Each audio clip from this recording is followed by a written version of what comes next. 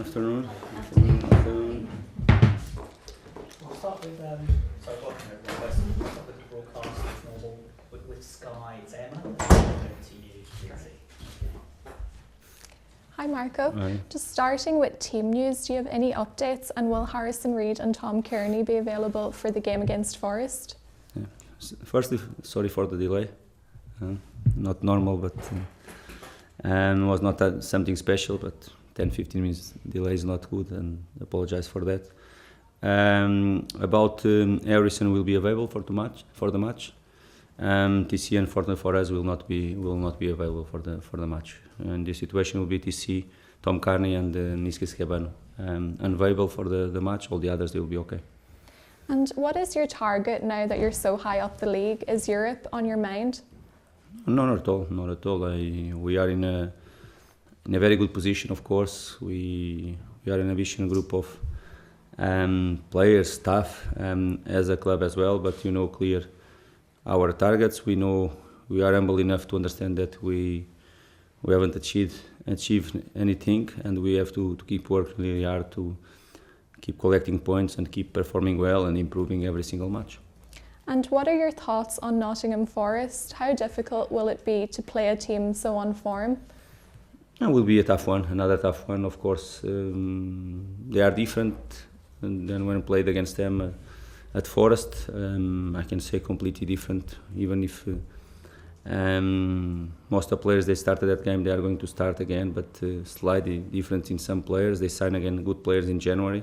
Talking about a club that have signed around 25, 26 players this season. Of course, it needs time to gel, to put everything in the right direction. Of course, they are in a good momentum, and they want to keep the momentum for sure, but we are as well. We know our strengths, we know what we should improve. Of course, we respect them. It will be a tough game because the way they approach the game, and sometimes the way they let the game to be broken, sometimes it's difficult to control. And of course, from the last Boxing Day, they have been achieved very good results, and because that they are in a good position at the table too, and they want here to keep the momentum. But they know as well that will be tough to them. Everyone that comes to play at Cottage, normally it's tough for them to play with the environment, the way we play. We like to play on the front foot every time. The players, they feel really well and comfortable with that,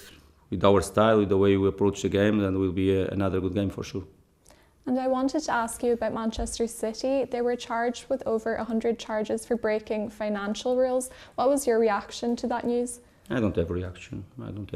It's not for me to react, for sure. It's not for me to make the control of the financial things from the clubs, and I'm just a manager. I'm here to control, to work what I can control. What I can control is my players, our behavior as a football club, our behavior on the pitch. These are the things that I can control, and are the things where I put all my focus.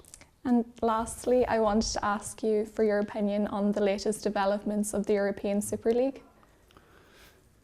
I don't have all the details first, okay? When we have all the details, I can make more comments on that. Of course, as you felt, all of us, we felt last time, for the Premier League clubs it will be difficult because the environment, the reaction from the fans in that moment, I think was one of the key things to broke everything and to cancel everything. And looks in right now difficult for some Premier clubs. They accept that because the environment, the fans, and all the situations. But again, I don't have all the details to make an important comment on that situation. Thanks, Marco. Thank you. Thanks, Emma. Lindsay. Hi Marco, we spoke prior to this busy week, so third game in 8 days. Are you going to be pleased to see the back of that spell? Yes, will be. As I said to you, and it's true. For us, it was a really important week. We haven't finished yet. We want to finish on high, clear on next Saturday, and will be really important for us to perform well at home with our fans again, and to get the 3 points. We started the week or the 3 games in 1 week, as I said last Friday, with a great team performance in a proper derby, and that make all of us, even if you haven't won the game, but make all of us proud. The way you perform, the way you match, the way you embrace the challenge. Different game last Wednesday, different competition too, but was our aim to keep and to go through in the competition, to have the chance to play at home against Leeds in the 5th round. And we did it, even if we have changed 9 players in our starting 11. I think was a solid performance.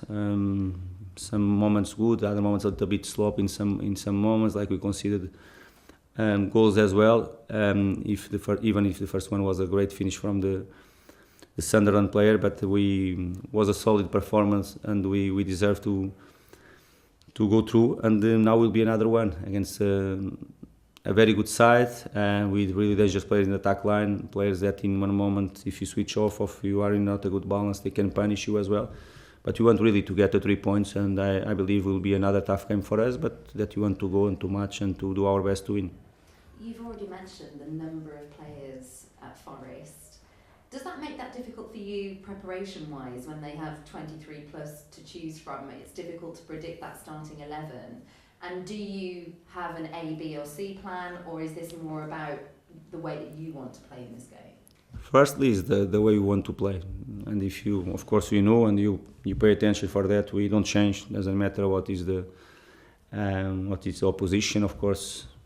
You can change slightly things in our strategy point of view, and some starting points or whatever, but as a whole, as our idea and our approach is really difficult for us to change. And because our main focus really is the way we are going to play, the way we want to play, the way we want to press, the way we want to start our game from the back, sometimes more direct, whatever, but is always really focused on ourselves, analyzing the opposition side, of course, and with full respect for their strengths and something that you can explore in their weakness as well. About their 11, of course, now is not important really what the players they are going to play or whatever. You know, I think it's much more clear the way they are playing right now. Of course, when you play against them first half of the season, they were playing with 5 at the back. Now they are different. They are playing with 4 at the back, with more 4-3-3 clear, and sometimes making a little bit diamond in the middle when Gibbs White drops a little bit more.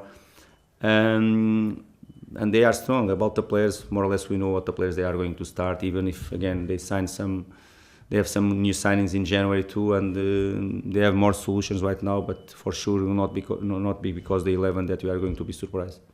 I wanted to give you the chance to react to an article. I read one this week that said there's possibly an over-reliance on Mitrović and Pereira in the Fulham team. Do you think there's an over-reliance on any players?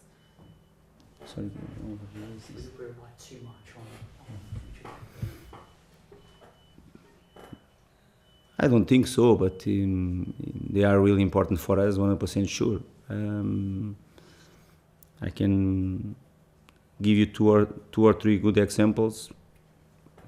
If Rashford and Bruno Fernandes they don't play in Man United, probably they are different. I think if Kane and Son they don't play in Tottenham, they are different too. And I can give you probably more 10 or 20 examples in Premier League, in Championship if you want to, because I know very well.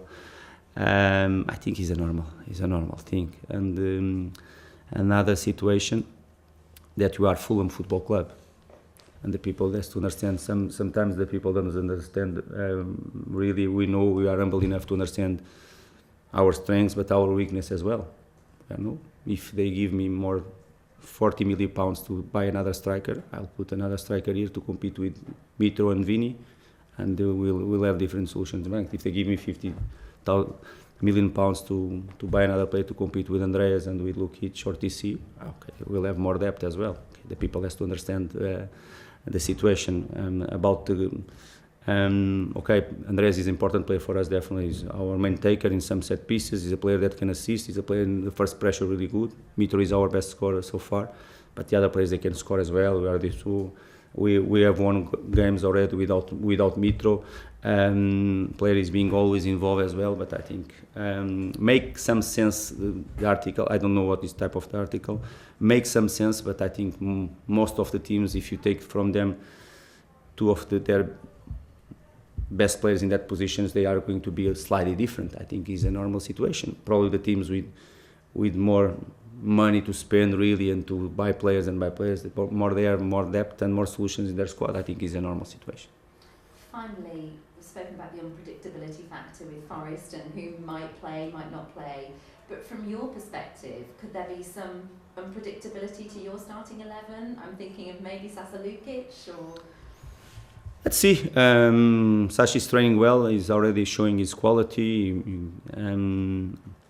Of course, 1 month before he had a small muscle injury, but before he signed with us, he have played 45 minutes with Torino, and he's ready. Will be involved in the game. The squad list, him and Cedric, they are going to be involved in the squad list, and after will be my decision if they are going to start or not.